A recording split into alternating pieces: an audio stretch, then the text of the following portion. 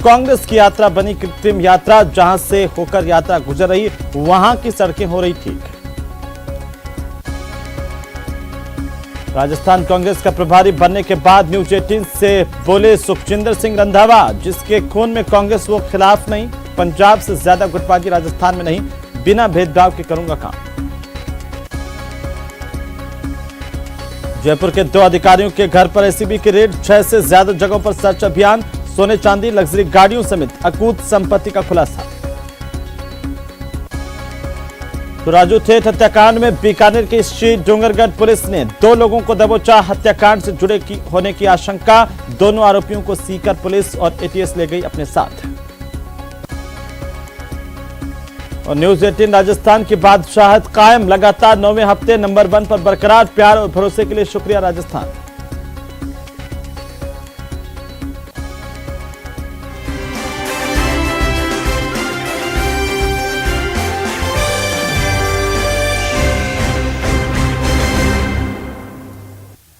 नमस्कार, प्रदेश के number 1 news channel news 18 Rajasthan पर आप सभी का स्वागत। मैं हूं आपके साथ हेमंत कुमार। आज दिन भर देश दुनिया में क्या कुछ हुआ ये तो हम आपको बताएंगे ही, साथ ही प्रदेश के हालातों पर भी नजर डालेंगे और साथ ही साथ न्यूज 18 प्राइम में आज सुखजिंदर सिंह रंधावा की बात होगी। इसके बाद हम आपको बताएंगे साइलेंट किलर किस तरीके से हार्ट अटैक बना हुआ है, साथ ही राष्ट्रीय सुरक्षा सलाहकारों की पहली बैठक हुई है तो उसको लेकर के भी जानकारी देंगे, जिसकी तस्वीरें आपके सामने हैं। सुखजिंदर सिंह रंधावा जो कि राजस्थान कांग्रेस के नए प्रभारी नियुक्त किए गए हैं, उन्होंने कहा है कि मेरे सामने कोई चैलेंज नहीं है। 3 बड़ी खबरों की आज की अलग अलग 3 तस्वीरें आपकी टीवी स्क्रीन पर है, तमाम खबरों को विस्तार से बताएंगे, लेकिन पहले एक नजर डाल लेते हैं आज की प्राइम 25 खबरों पर। प्रधानमंत्री नरेंद्र मोदी कल सुबह संसद के शीतकालीन सत्र के पहले दिन मीडिया से बातचीत कर सकते हैं, लोकसभा सचिवालय ने यह जानकारी दी। सदन के पटल की रणनीति तय करने के लिए राज्यसभा के नेता प्रतिपक्ष मल्लिकार्जुन खड़गे ने कल सुबह 9:45 पर समान विचारधारा वाले विपक्षी पार्टियों के नेताओं की बैठक बुलाई है। प्रधानमंत्री नरेंद्र मोदी ने बिहार के उप मुख्यमंत्री तेजस्वी यादव से फोन पर बात की और किडनी ट्रांसप्लांट के ऑपरेशन के बाद आरजेडी अध्यक्ष लालू प्रसाद यादव के स्वास्थ्य को लेकर जानकारी दी। पीएम मोदी 11 दिसंबर को गोवा में अखिल भारतीय आयुर्वेद संस्थान AIA, गाजियाबाद में राष्ट्रीय यूनानी चिकित्सा संस्थान NIUM और दिल्ली में राष्ट्रीय होम्योपैथी संस्थान NIH का अनावरण करेंगे।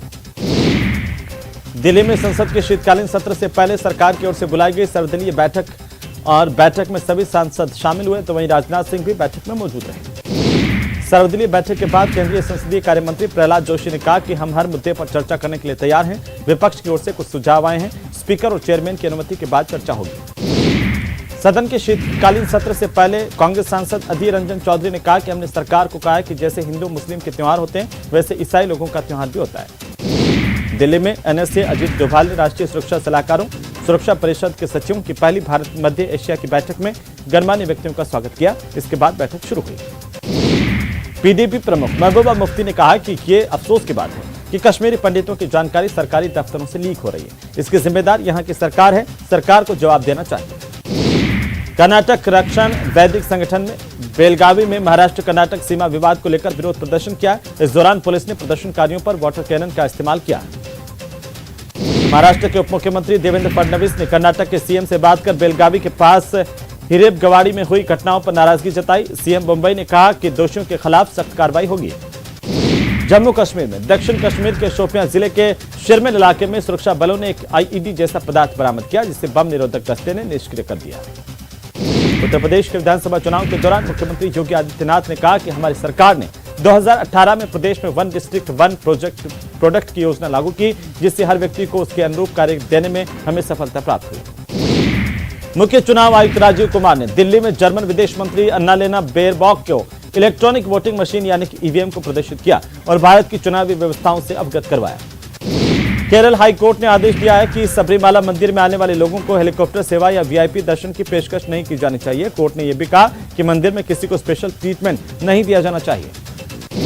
वर्ल्ड बैंक ने भारत में मजबूत आर्थिक गतिविधियों की वजह से अपने 2022-23 के सकल घरेलू उत्पाद के पूर्वानुमान को संशोधित कर 6.5% से 6.9% कर दिया है। वर्ल्ड बैंक के वरिष्ठ अर्थशास्त्री ध्रुव शर्मा ने कहा कि भारत 10 साल पहले की तुलना में अब मजबूत है। पिछले 10 सालों में उठाए गए सभी कदम भारत को वैश्विक विपरीत दिशा में नेविगेट करने में मदद कर रहे हैं। दिल्ली सरकार के शिक्षा निदेशालय ने फीस वृद्धि नियमों का पालन न करने पर Delhi public school Rohini sector 24 की मान्यता निलंबित कर दी है। दिल्ली में वायु गुणवत्ता की खराब श्रेणी में बरकरार है और SAFAR के मुताबिक AQI 337 रहा, जिससे लोगों का श्वास लेना मुश्किल है। पश्चिम बंगाल के मुख्यमंत्री ममता बनर्जी अजमेर के दरगाह शरीफ पहुंची, जहां पर उन्होंने दरगाह में चादर चढ़ाई, देश और प्रदेश की खुशहाली की कामना की। तो इसके बाद मुख्यमंत्री ममता बनर्जी ने पुष्कर के ब्रह्मा मंदिर में जाकर के विशेष पूजा अर्चना की। राजस्थान के मुख्यमंत्री अशोक गहलोत और कांग्रेस नेता सचिन पायलट राजस्थान के झालावाड़ में भारत जोड़ो यात्रा में राहुल गांधी के साथ चले। राहुल गांधी भारत जोड़ो यात्रा के दौरान झालावाड़ में फ्लाइंग किस करते हुए नजर आए। उन्होंने भाजपा के कार्यकर्ताओं को फ्लाइंग किस किया। दरअसल बीजेपी कार्यालय की छत से भाजपा कार्यकर्ता यात्रा को देखते हुए नारेबाजी कर रहे थे। इसी दौरान राहुल ने उन्हें देखकर अभिवादन स्वीकार किया और उन्हें फ्लाइंग किस किया। जयपुर एयरपोर्ट पर घरेलू पर्यटकों की संख्या में इजाफा नहीं हुआ है। सर्दियों के सीजन में हर साल जयपुर एयरपोर्ट से भारी तादाद में पर्यटक राजस्थान पहुंचते हैं, लेकिन आंकड़े बता रहे हैं कि इस बार एयरपोर्ट बाढ़ जोता हुआ नजर आ रहा है। गुजरात से लाए गए शेरों के जोड़े को राज्य के वन मंत्री सुधीर मुनगंटीवार की उपस्थिति में मुंबई में संजय गांधी राष्ट्रीय उद्यान में छोड़ा गया है। भारत ने पाकिस्तान की ब्लाइंड क्रिकेट टीम को वीजा देने से ही मना कर दिया है। इसके चलते पाकिस्तानी टीम मौजूदा ब्लाइंड T20 वर्ल्ड कप में भाग नहीं ले पाई है। CABI के अध्यक्ष GK महंतेश ने इस बात की जानकारी मीडिया को दी।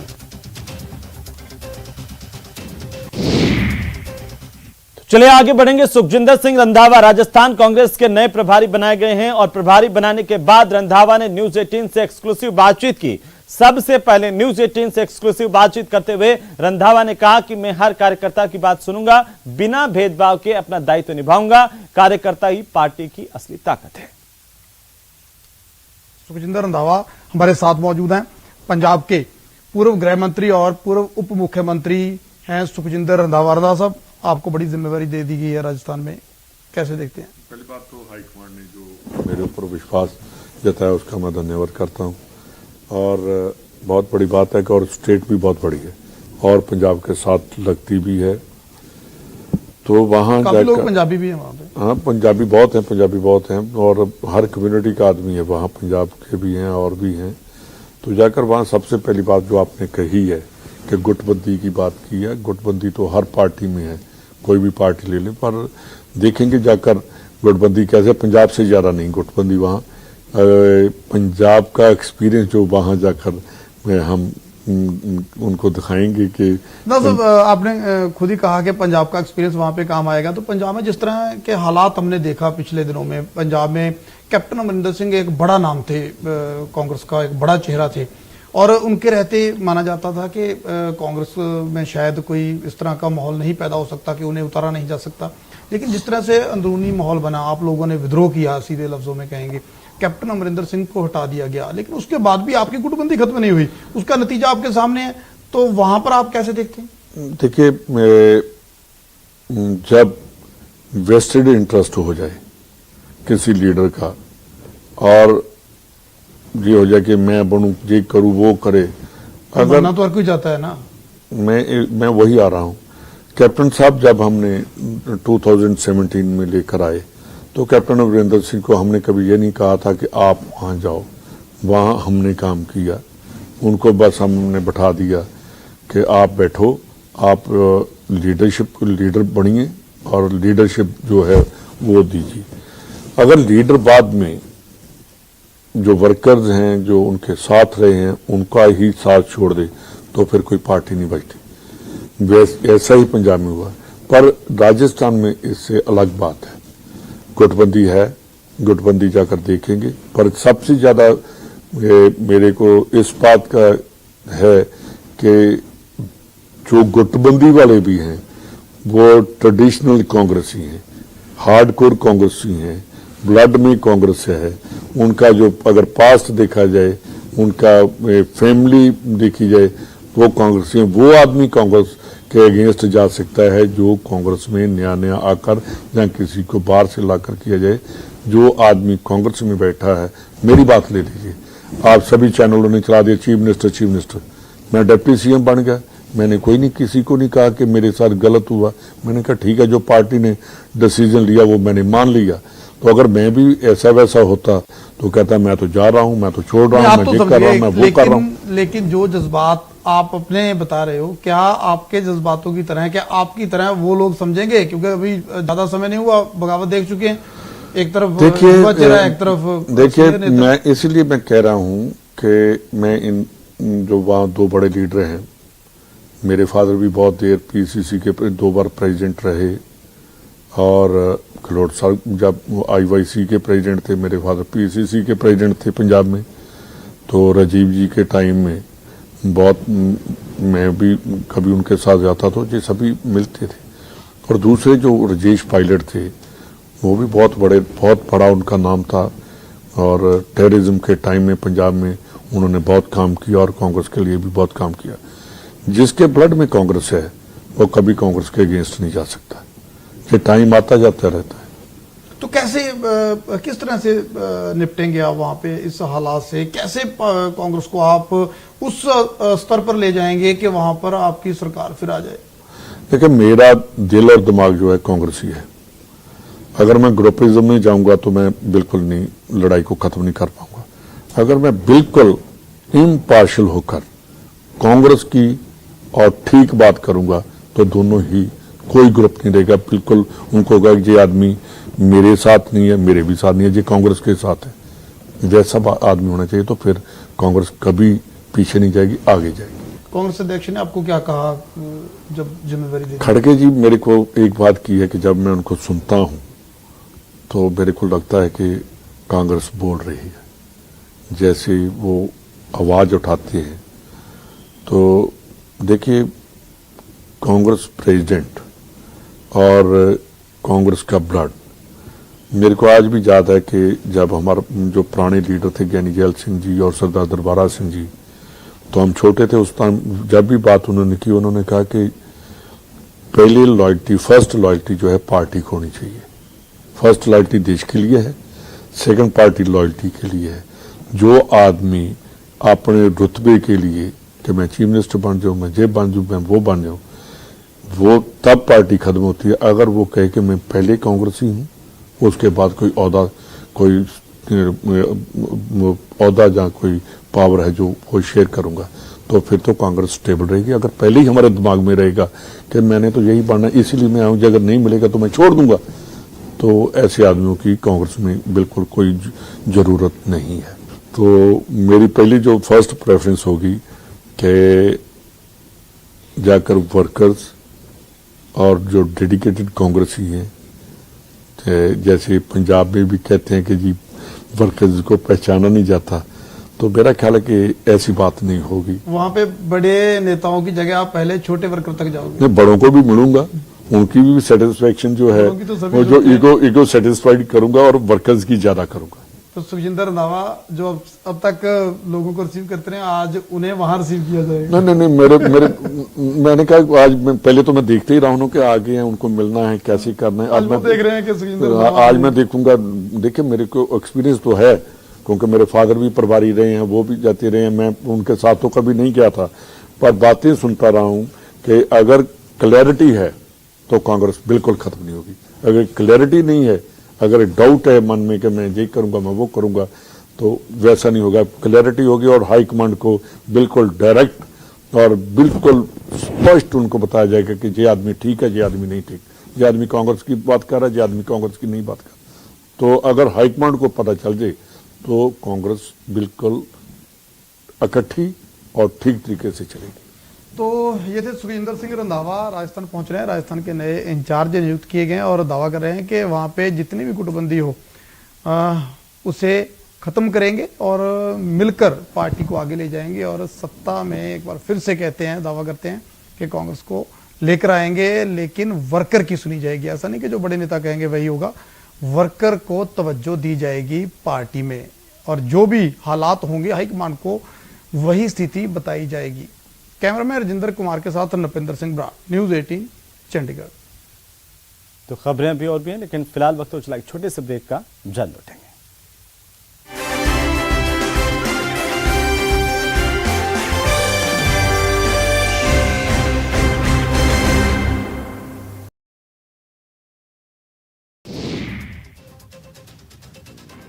दिल्ली में प्रधानमंत्री नरेंद्र मोदी ने G20 बैठक की सर्वदलीय बैठक की अध्यक्षता की और इस दौरान सभी राज्यों के प्रतिनिधि मौजूद रहे। दिल्ली में विदेश मंत्री डॉक्टर एस जयशंकर ने जर्मन विदेश मंत्री अन्नालेना बेयरबॉक के साथ व्यापक प्रवासन और गतिशीलता की साझेदारी पर एक समझौते पर हस्ताक्षर किए हैं। उन्होंने कहा है कि आज हमने अपने द्विपक्षीय संबंधों के अलावा दिन के प्रमुख अंतर्राष्ट्रीय मुद्दों पर विचारों का आदान प्रदान किया है।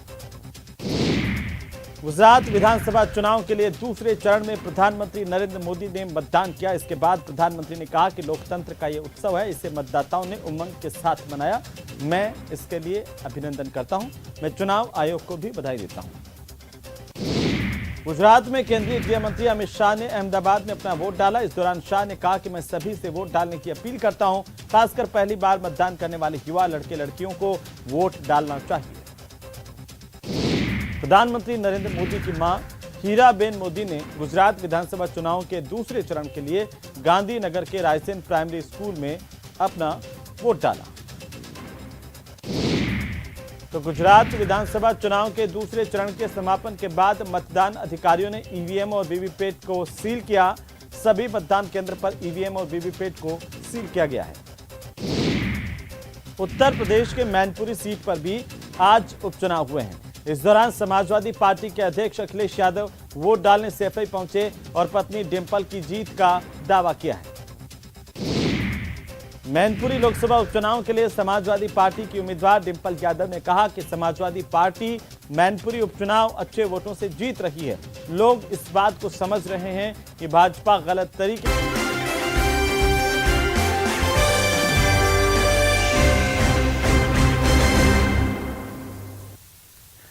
तो चलिए ब्रेक के बाद एक बार फिर से आपका स्वागत है। और अब हम आपको एक बहुत ही महत्वपूर्ण खबर दिखाने जा रहे हैं, क्योंकि कोरोना महामारी के बाद देश भर में अचानक से हार्ट अटैक से हो रही मौतों से लोग डरे सहमे हैं और इस तरह की घटनाएं तेजी से बढ़ी हैं।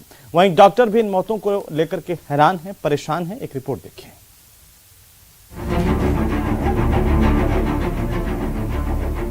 साइलेंट किलर बना हार्ट अटैक।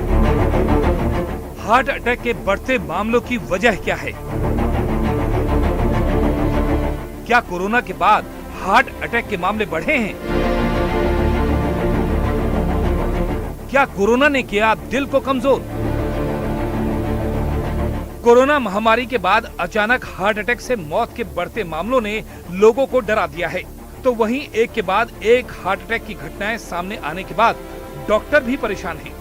हार्ट अटैक के बाद लोगों के अचानक हो रही मौत के बाद इस बात की चर्चा ने जोर पकड़ लिया है कि ऐसी मौतों का कहीं कोरोना से तो कोई कनेक्शन नहीं, क्योंकि ऐसी आशंका जताई जा रही है कि कोरोना ने लोगों का हार्ट कमजोर कर दिया है और इसी वजह से लोगों की अचानक मौत हो रही है। यूपी के मेरठ में भी कुछ ऐसा ही देखने को मिला। वहाँ से जो वीडियो सामने आया उसमें 4 लड़के एक गली में जाते दिखाई दिए। तभी उनमें एक लड़के को छींक आ गई।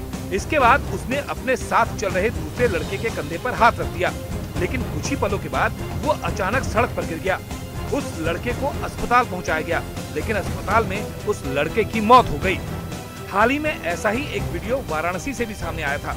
वहाँ एक आदमी डांस करते वक्त अचानक गिर गया और बाद में उसकी मौत हो गई।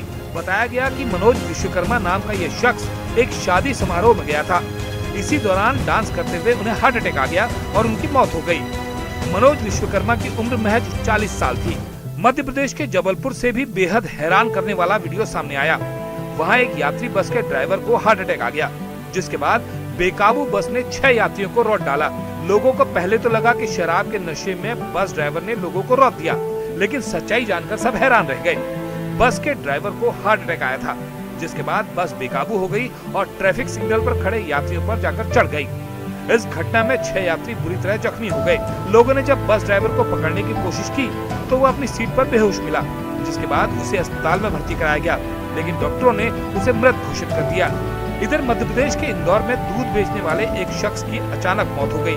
बताया गया कि नीरज पुरोहित सुबह दूध बांटने के लिए अपने घर से निकले, तभी रास्ते में वो बेसुध होकर गिर पड़े, जिसके बाद उन्हें इलाज के लिए अस्पताल ले जाया गया, लेकिन उन्हें बचाया नहीं जा सका। शुरुआती जांच में पता चला है कि उनकी मौत हार्ट फेल होने की वजह से हुई। ऐसा ही एक वीडियो मध्य प्रदेश के कटनी से सामने आया था, जिसमें एक आदमी की मंदिर में पूजा करने के दौरान मौत हो गई थी। सामने आए वीडियो में एक शख्स साईं बाबा की पूजा करते हुए नजर आया। पूजा करने के बाद उसने साईं बाबा के चरणों में सिर झुकाया और फिर नहीं उठा। लगातार बहुत सारे ऐसे केसेस आए हैं, जैसे कि मैंने आपको सवाल भी पूछा कार्डियक अरेस्ट के, और वो भी यंग एज में लोगों की मौत हो रही है डांस करते हुए, चलते हुए। एक वीडियो भी वायरल हुआ है जिसमें एक यूथ की एज में उन्होंने छींका और डेथ हो गई गिरे। ये वजह क्या है? बेसिकली ये उसको कार्डियक अरेस्ट बोलते हैं, और कार्डियक अरेस्ट का रीज़न काफ़ी होता है, क्योंकि बेसिकली जब भी स्ट्रेसफुल लाइफ है और पोस्ट इन्फेक्शन भी कुछ कार्डियोमायोपैथी नाम का कुछ कॉम्प्लिकेशन होता है, या valvular heart disease already existing हो, या तो उसकी वजह से जब कोई भी कंडीशन में या तो हैवी एक्सरसाइज हो जाता, या डांसिंग का जो है प्रोसीजर है वो थोड़ा लंबा हो जाता और ज़्यादा स्ट्रेसफुल होता, तब कोरोनरी आर्टरी का स्पाज्म हो जाता है, तो सडनली कार्डियक अरेस्ट हो जाता है। या तो कोई थ्रोम्बस है वो वहाँ से आर्टरी में से निकलता है, तो वो जहाँ जाएगा वो आर्टरी को ब्लॉक कर देगा, उसकी वजह से सडनली हार्ट अटैक आ जाता है। और वहाँ हार्ट अटैक आने के अगर प्राइमरी ट्रीटमेंट मिल जाए, या तो कोई काफ़ी जगह अभी एडी भी रखते हैं, रेलवे स्टेशन, एयरपोर्ट, सब बस स्टॉप है वहाँ एडी, तो कार्डियक वो एडी से हम इलेक्ट्रिक शॉक देते हैं, या तो वो कार्डियक मसाज देके और साथ में रेस्पिरेटरी सपोर्ट देके भी काफ़ी लोगों का हम जिंदगी सेव कर सकते हैं।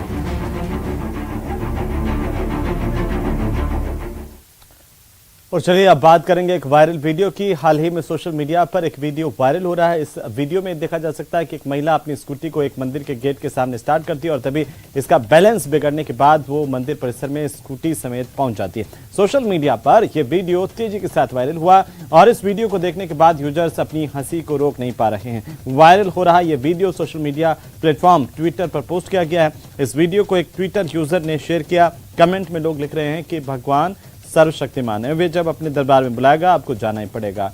और ये वीडियो चर्चाओं में है। तो वहीं अभिनेता परेश रावल को गुजरात में एक चुनावी रैली में बंगालियों पर की गई उनकी टिप्पणियों को लेकर कोलकाता पुलिस ने पूछताछ के लिए बुलाया है। कोलकाता पुलिस ने परेश रावल को सोमवार को मौजूद रहने के लिए कहा है। पूर्व सांसद और मार्क्सवादी कम्युनिस्ट पार्टी के नेता मोहम्मद सलीम ने परेश रावल के खिलाफ शिकायत दर्ज करवाई थी।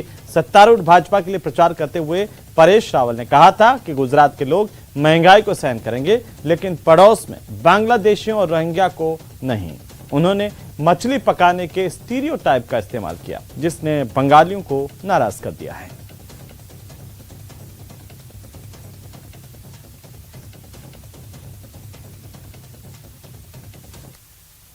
तो वहीं मध्य एशियाई देशों के राष्ट्रीय सुरक्षा सलाहकारों की पहली बैठक दिल्ली में भारत की अगुवाई में हुई। इस बैठक में अफगानिस्तान के मौजूदा हालात, क्षेत्र की सुरक्षा और स्थिरता को लेकर के विस्तार से चर्चा हुई है। साथ ही इस पर सहमति बनी है कि अफगानिस्तान में शांति, संप्रभुता, क्षेत्रीय अखंडता बनी रहे और भी उसके आंतरिक मामलों में कोई दखल ना दें। बैठक में इस बात पर भी जोर दिया गया कि अफगानिस्तान का इस्तेमाल आतंकी पनाहगाह के तौर पर दूसरे देशों के खिलाफ आतंकी हमलों की साजिश के लिए ना किया जाए। संयुक्त राष्ट्र नामित किसी आतंकी को वहां पर पनाह ना दी जाए। अफगानिस्तान में लगातार बिगड़ते मानवीय हालातों को देखते हुए साथ मिलकर के मानवीय मदद की भी बात की गई है। इस बैठक में इस बात पर चिंता जाहिर की गई कि आतंकी प्रोपेगेंडा, फंडिंग और आतंकी रिक्रूटमेंट मध्य एशिया के लिए बड़ी समस्या है और इससे साथ में मिलकर के सबको निपटना होगा। भारत के राष्ट्रीय सुरक्षा सलाहकार अजीत डोभाल ने इस बैठक में सभी देशों से आतंक के मामलों में संयुक्त राष्ट्र के नियमों का पालन करने पर जोर दिया है। इस बैठक में इस फॉर्मेट पर बैठकों के लिए सहमति बनी है।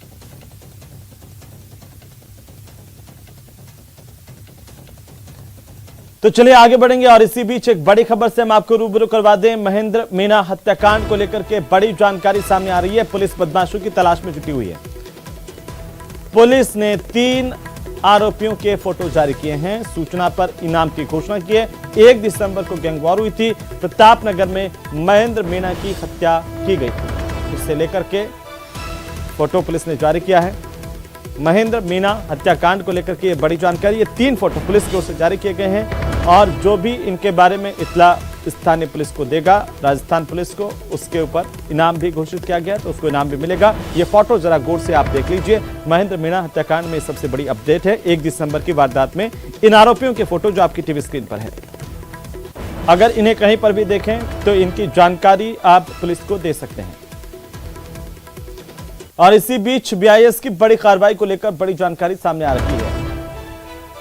कोटपुतली में भारतीय मानक ब्यूरो की ओर से छापेमारी की गई है। भारतीय मानक ब्यूरो की यह बड़ी कार्रवाई है। फर्जी हॉलमार्क सेंटर पर छापा मारा है और मेमस लक्ष्मी हॉलमार्किंग सेंटर पर यह बड़ी छापेमारी हुई है। आपको बता दें कि बिना भारतीय मानक ब्यूरो की अनुमति के ये लक्ष्मी ट्रेडर्स हॉलमार्किंग यहां पर कर रहा था। कोटपुतली का है और इस पर अब भारतीय मानक ब्यूरो ने छापेमारी की। फर्जी हॉलमार्क सेंटर स्थापित कर रखा था इसने। चलिए आगे बढ़ेंगे और अब एक नजर डाल लेते हैं आज की क्राइम की 10 बड़ी खबरों पर। जयपुर में डीआईटी की सूचना सहायक प्रतिभा कमल के ठिकानों पर एसीबी ने बड़ी रेड की। बजाज नगर इलाके में अनीता कॉलोनी में प्रतिभा कमल के घर पर 22,90,000 रुपए बरामद किए गए हैं। राजधानी जयपुर में एसीबी ने बड़ी कार्रवाई करते हुए डिस्कॉम के डबल एओ के घर समेत 6 जगहों पर छापेमारी की। आय से ज्यादा संपत्ति और पद के दुरुपयोग मामले में एसीबी की कार्रवाई हुई। एसीबी ने 14 लाख रुपए कैश, 32 किलो से ज्यादा की चांदी, 1 किलो सोना यहां से डबल एओ के यहां से बरामद किया। राजधानी जयपुर में महिलाओं का सूनी सड़कों से गुजरना मुश्किल है। सरेआम युवती से स्कूटी सवार की छेड़छाड़ की तस्वीरें सामने आई। आपकी टीवी स्क्रीन पर ये तस्वीरें हैं। पुलिस ने इन्हीं सीसीटीवी फुटेज के आधार पर आरोपी मंचले को धर दबोचा। कोटा के ग्रामीण इलाके में 16 साल की एक बच्ची की मां पर आरोप है कि 30,000 रुपए में इस मां ने एक युवक से शादी करने का सौदा इस बच्ची का कर दिया। शादी के डर से बच्ची बिना बताए घर से भाग गई और बुआ के घर पहुंची। जानकारी के मुताबिक थाने पहुंचकर इस बच्ची ने मां के खिलाफ शिकायत दर्ज करवाई। राजसमंद में वांछित अपराधियों की धरपकड़ के लिए चलाए जा रहे अभियान के तहत वेलमगरा पुलिस ने कार्रवाई की और चेक बाउंस मामले में 3 साल से फरार चल रहे स्थायी वारंटी को गिरफ्तार किया है। रामगंज के थाना इलाके में पारिवारिक रंजिश के चलते पति ने पत्नी को जान से मारने की अजमेर के इलाके में कोशिश की। चाकू से हमला किया। इस दौरान ये महिला पति के चंगुल से भाग छूटी। थाने में जाकर केस दर्ज करवाया। पुलिस एक्टिव हुई। आरोपी पति को गिरफ्तार कर लिया गया। ये चाकू बरामद किया गया। डूंगरपुर की बिछीवाड़ा थाना पुलिस को नशे की खेप के खिलाफ बड़ी सफलता हासिल हुई। पुलिस ने राजस्थान गुजरात के रतनपुर बॉर्डर पर एक ट्रेलर को रोका। जब्त करते हुए ट्रेलर से 1 क्विंटल 40 किलो डोडा चूरा और 6 कार्टन शराब के बरामद किए हैं। दूदू के मौजमाबाद थाना इलाके में पिछली रात को चोरों ने ज्वेलर्स की दुकान पर हाथ साफ किया। एक अन्य घर को भी निशाना बनाया। लाखों रुपए के सोने चांदी के आभूषण चोरी कर लिए। प्रतापगढ़ के सुखाड़िया स्टेडियम में चल रहे अमृता हाट मेले में 2 छात्राओं के बीच मारपीट की तस्वीरें वायरल हुई हैं। न्यूज़ 18 राजस्थान वायरल तस्वीरों की पुष्टि नहीं करता। श्रीगंगानगर की पुरानी आबादी थाना इलाके के कुंज विहार सेकेंड में बिजली चोरी की शिकायत करने पर एफआरटी टीम के टेक्नीशियन के साथ मारपीट की गई। इसका सीसीटीवी फुटेज सामने आया। तो चलिए इसी के साथ ही इस बुलेटिन में फिलहाल इतना ही। आप देखते रहिए न्यूज़ 18 राजस्थान।